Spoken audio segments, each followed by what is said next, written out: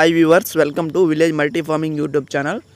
Friends, ఈ వీడియోలో topic వచ్చేసి జూలై నెలలో వచ్చే వర్షాలకి వచ్చిన గడ్డిని మన గొర్రెలు తినడం వల్ల వచ్చే ప్రాబ్లమ్స్ ఏంటో ఈ వీడియోలో అయితే మనం తెలుసుకుందాం.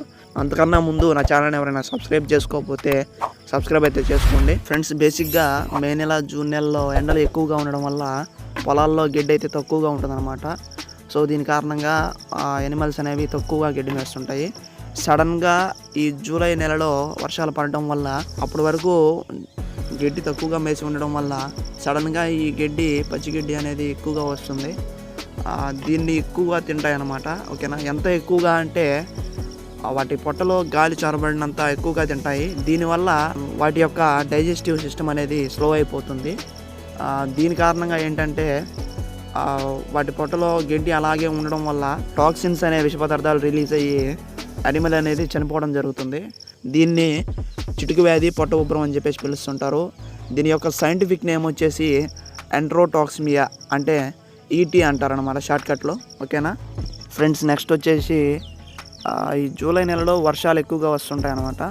సో దీంతోపాటు మన గొర్రెలు ఈ పచ్చిగడ్డి తినడం వల్ల బయట మనం పీల్చే గాలిలో వాటర్ కంటెంట్ అనేది ఎక్కువగా ఉంటుంది. దీంతోపాటు గొర్రెలు తినే గడ్డిలో కూడా గడ్డిలో ఎక్కువగా వాటర్ కంటెంట్ అనేది ఉంటుందన్నమాట.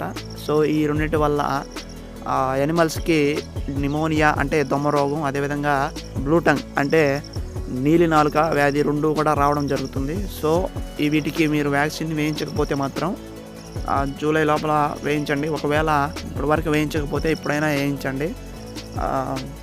ఇకపోతే మీరు వ్యాక్సిన్ వేయించిన తర్వాత కూడా బ్లూటంగ్, నిమోనియా డిసీజ్ వస్తే మాత్రం మీరు సిమ్టమ్స్ని బట్టి మెడిసిన్ అయితే యూజ్ చేయాల్సి ఉంటుంది అనమాట.